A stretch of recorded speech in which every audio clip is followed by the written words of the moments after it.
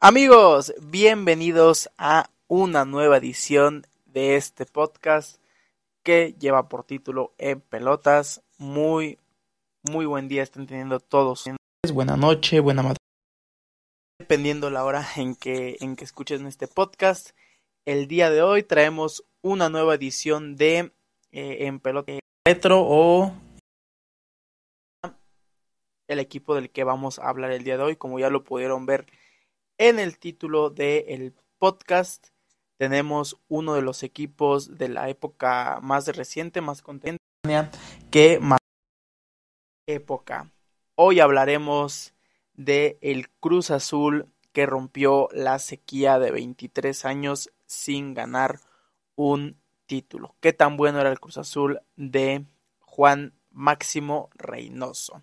Ya hicimos con anterioridad el podcast de qué tan buenos eran las Chivas del 2017 que ganaron el título con Matías Almeida. Ya hicimos el capítulo en donde hablamos de los Pumas de Guillermo Vázquez de 2015 que se quedaron muy cerca de ganar el título de liga ante Tigres.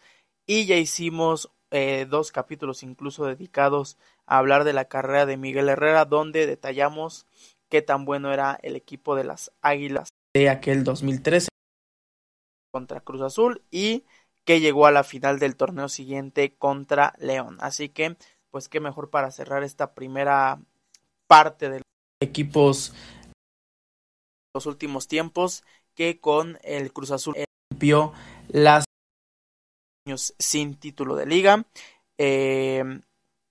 Estaba indeciso entre este y entre el equipo que llegó a la final de la Libertadores contra Boca.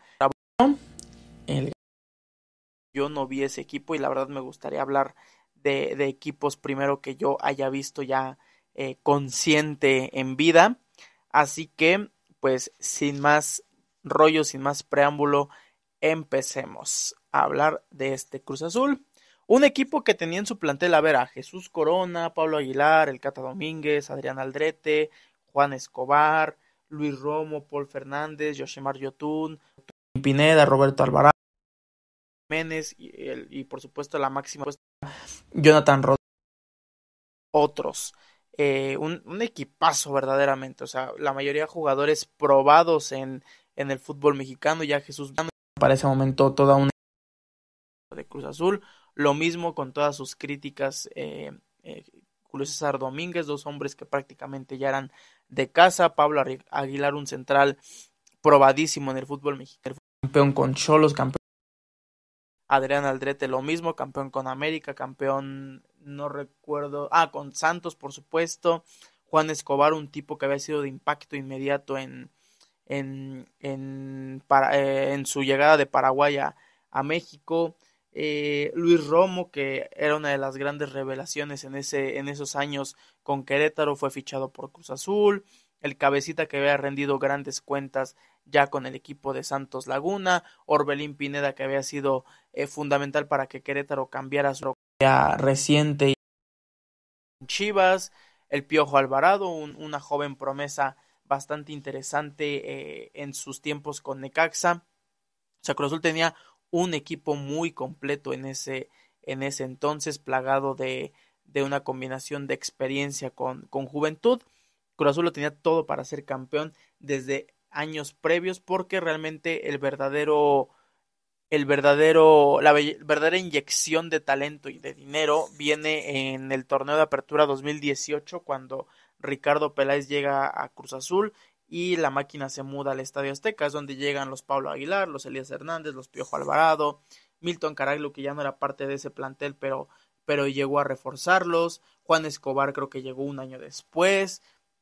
Cabecita y Orbelín también llegan un torneo después junto con Yoshimar Yotun. O sea, el equipo se había armado de muy poco tiempo para atrás y Cruz Azul ya era competitivo, llegó a la final contra América. Me parece que el siguiente torneo califican y se quedan en cuartos de final. El siguiente torneo una historia parecida. Llegamos al 2020. Así que Cruz Azul, antes de arrancar ese torneo del Guardianes 2021 o Clausura 2021, como ustedes lo quieran llamar, venía de un 2021 amante, me parece. no sé, no sé si decirlo amargo, porque en sí el año no es malo para Cruz Azul, sí para la exigencia que era el título, pero venía con ese sabor de boca amargo porque el Clausura 2020 es el torneo en donde se desata toda esta ola del COVID. El torneo Cruz Azul lo tenía en curso, tenía 7 victorias, un empate y 2 derrotas hasta ese momento en 10 partidos jugados, perdón, 22 goles a favor por 10 goles en contra. Cruz Azul venía jugando a un era líder en solitario del campeonato, de hecho cierran ese campeonato con una victoria contra América dramática en la última jugada. Eh, pero Cruz Azul venía haciendo muy bien las cosas ese torneo. De hecho, muchos expertos hablan de que si Cruz Azul sigue con esa inercia la segunda mitad del torneo, que fue la que faltó por jugarse, y, y la liguilla, seguramente Cruz Azul gana ese campeonato desde 2020. Pero bueno, mala suerte para Cruz Azul, pintaba muy bien ese torneo y terminaron suspendiéndolo, ¿no? Para eso el segundo semestre de ese mismo año, Cruz Azul juega el Guardianes 2020 a buen nivel, creo que no al nivel de excelencia como se juega un torneo Goldie, pero eh, al menos a mí me dejó un sabor diferente ese torneo, ese cierre de torneo sobre todo de Cruz Azul, porque no termina cerrando tan bien, creo que tiene por ahí una derrota con Tigres y una derrota con Pumas, y no entra tan bien a liguilla, termina quedando cuarto general, cuando pudo haber quedado segundo contra Pumas en la última jornada, pero estos les dan la vuelta en la última jornada y Pumas es el que termina segundo de la general y Cruz Azul cuarto. Pese a no tener ese mejor cierre que les platico, se enfrentan en cuartos de final a un toro bastante pesado como lo es Tigres y les termina ganando en el Universitario la ida por 3-1 para que la vuelta se defina por un 1-0 a favor de Tigres que ya no dañó en lo absoluto el pase azul a las semifinales. Y es aquí donde todo, como quieran verlo, o se pudre o se abre el cielo para Cruz Azul, porque el partido de ida se disputa en el Estadio Azteca, hablando de la semifinal entre Pumas y Cruz Azul, y Cruz Azul le pasa encima a Pumas. Los 15-20 minutos Cruz Azul ya lo ganaba 3-0. El trámite del partido lo fue sobrellevando el equipo de Universidad, hasta que el encuentro Luis Romo sentencia todo 4 a como Cruz Azul, todo el mundo decía, pues es que es una ventaja de 4-0, el segundo partido va a ser meramente de trámite y la sorpresa que todos tenemos, estamos hablando de Cruz Azul. Así que pues el 6 de diciembre de 2020 quedará marcado como el día que se dio la mayor Cruz Azuleada de toda la historia, aunque a la afición azul no le gusta ese término, pues se lo ganaron a Wilson y avanzó a la final luego de empatar el global a 4 goles, es decir, le había ganado a Cruz Azul 4-0 en la vuelta. Por mejor posición en la tabla, Pumas avanzaba y todo, como les dije, para ese momento parecía que se había podrido para el equipo de Cruz Azul. Durante esos días, días posteriores a la catástrofe ocurrida en Ciudad Universitaria, Cruz Azul tenía previo el partido contra el de la Conca Champions. Eh, Robert Dante Siboldi seguía firme como director técnico. Me parece que el proyecto tenía que seguir. Al menos se decía, había versiones de que a Siboldi le daban como plazo el ganar la Conca Champions o por lo menos avanzar a la final para poder seguir. Sin embargo, pues una serie de declaraciones, incluidas las del nuevo presidente de la cooperativa, el ingeniero Víctor Velázquez, que funge todavía en esa posición hasta estos días, tachaba al equipo de Robert Dante Siboldi, entre otras cosas, como una presentación, valga la redundancia, impresentable, con una actitud poco ávida de hambre de triunfo deportiva.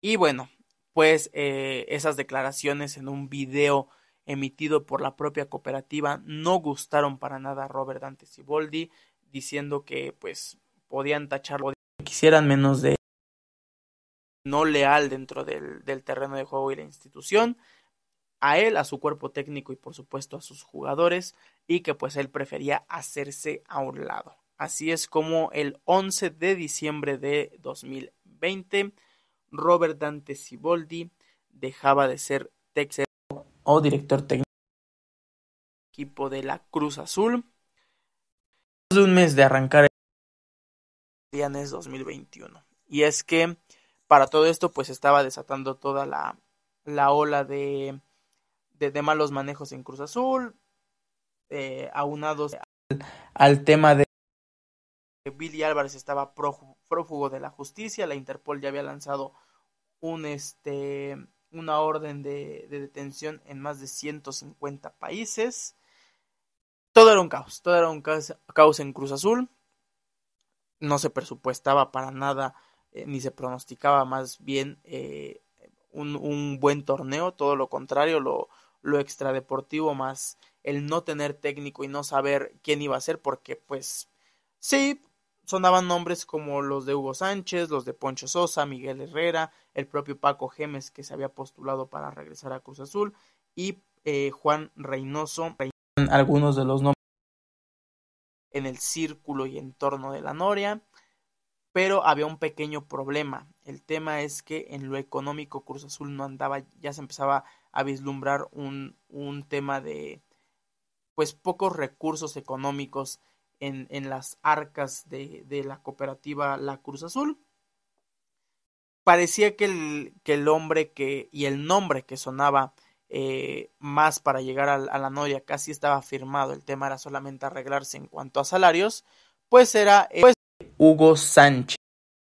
Pero al no llegar a un acuerdo económico, al no llegar a una cifra que le conviniera a ambas partes, pues se cayó. Por ahí también llegó a sonar como posibilidad muy real, a la par de Sánchez y de Reynoso, que eran las tres posibilidades favoritas para el medio, para que fueran técnicos de Cruz Azul, por lo que se hablaba en la Noria, era la de Poncho Sosa.